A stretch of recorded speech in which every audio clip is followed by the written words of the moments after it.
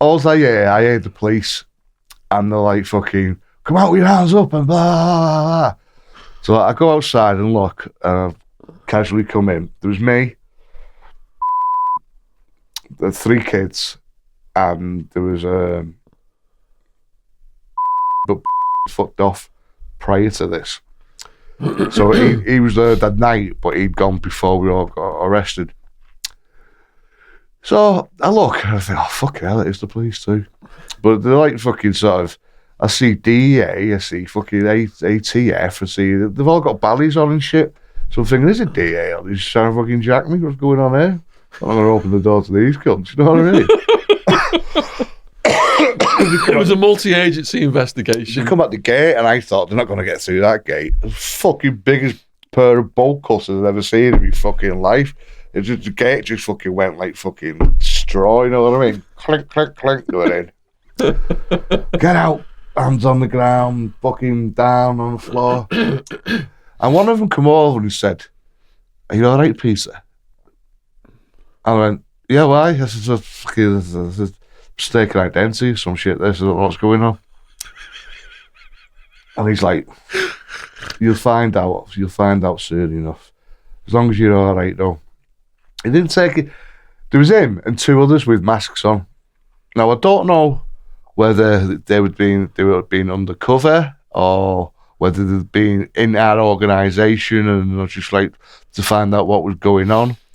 But it just felt funny they'd call me by my name, know what I mean? Well, I read all the police reports, and what happened was they had approached people saying that they were from out of town and they wanted to buy our pills. And then the old out of town routine, we were familiar with that. Yeah. So in the court documents, they said they could not infiltrate the organisation because we were too close-knit and we always would reject them if they said they were from out of town. And that's how they authorised the judge to listen to the phone calls. Remember them 2 guys? Must have been shady thinking about it now. I tried to set the deal up. They wanted like thousands and thousands of pills, but we didn't know them from fucking Adam.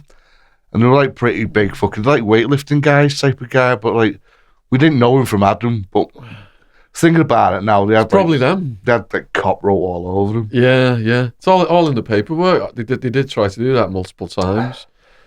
So I'm thinking, oh, fucking hell, this has come down. By this time now, fucking me crack eye's gone. Thinking I should have had me bacon fucking pussy. They put us in a van. And then we don't go too far up. We go up to 10p. We're in 10p, but we'll go a little bit further. Up near where the bus stop was around there. And they had a big white fucking unit. They set up a unit just for our arrest, hadn't they, away from everyone else. What had actually happened was they arrested all of us simultaneously. It's a big fucking word, isn't it? But I couldn't spell it. They come at us. They got some people on the fucking highway, just like literally driving. And then you think, oh, I'm getting followed there. You see it all the time in movies. They actually fucking was. Cody Bates was on it. Cody Bates, dead now. You can Google it. Died in a Scientology rehab. He was driving on the motorway. He said he'd been seeing helicopters a lot. He thought he was in Goodfellas and all this shit. He was tripping.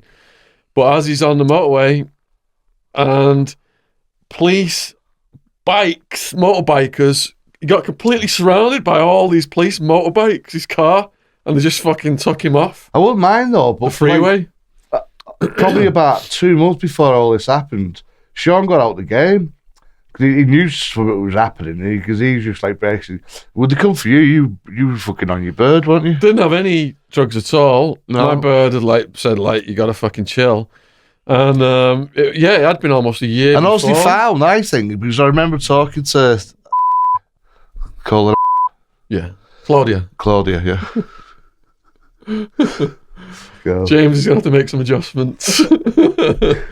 Talking to Claudia. And she was like white as a ghost outside. And they obviously tried to That was my girlfriend. She's obviously trying to frighten the girls more. So I'm like, oh, you're all right. And like, little scouse mouse like, oh, they've got fuck all on us. Fucking tits Wildman. These are.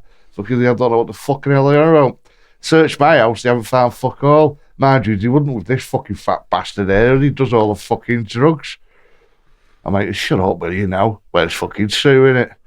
I said, well, good job I did it. Good job I cleaned house, you know what I mean? But I think they found some like sleeping tablets on Claudia. Something pathetic, what they're not going to get you done for. But they were just like really sort of like telling me that this is like serious and all that. I'm like, oh no, that's not serious. Later on, we found out when we go to Madison, and I looked around. I thought, I know him. I thought, fuck, you know, they got every fucking here, haven't they? So we went through the horseshoe. By that time, we were just waiting to get the horseshoes, like where they start. When you first go in there, they pat you down to make sure you got no drugs and that stuff on you, and then they'll put you in that cell there, and then they'll give you the Ladmo bag. Basically, that's like a sandwich and a grapefruit, and like a pack of cheese crackers, maybe if you're lucky.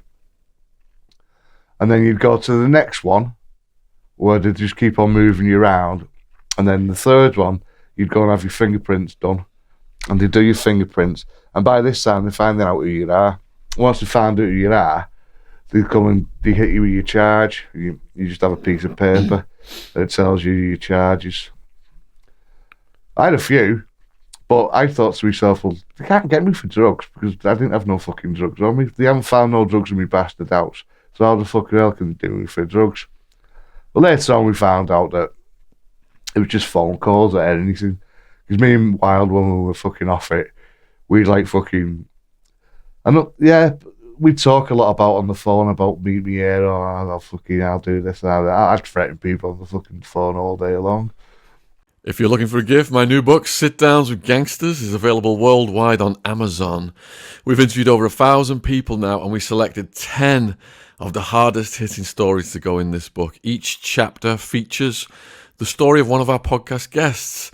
Those stories are Shane Taylor, Knife Maniac's Redemption; John Elite, Mafia Hitman for the Gambino crime family; Joey Barnett, 35 years in UK prison; Ian Blink MacDonald, £6 million bank robber; Chet Sandu, Asian smuggler in Spanish Supermax; John Lawson, the hit team commander; David Macmillan, international smuggler's Thai death row prison escape; John Abbott, San Quentin prison shootouts and escape; Michael Francis, Colombo crime family capo portrayed in Goodfellas; and Wildman, English enforcer in Arizona prison. Link in description box on YouTube, available worldwide on Amazon. Also, my next book, Untouchable Jimmy Savile, is getting published in December 2023. So check that out as well. It will be available worldwide on Amazon. Thank you for listening. Cheers. If you want to find out more about Karen's work, then why not check out The Other Side with Karen Knight, free to view on Amazon Prime. This film explores the fascinating world of psychics and mediums as we follow Karen Knight, a fourth-generation spiritual healer. The film follows Karen at work as she connects with lost loved ones and spreads positivity and light on people's life paths. The film is available, free to view, for all Amazon Prime subscribers.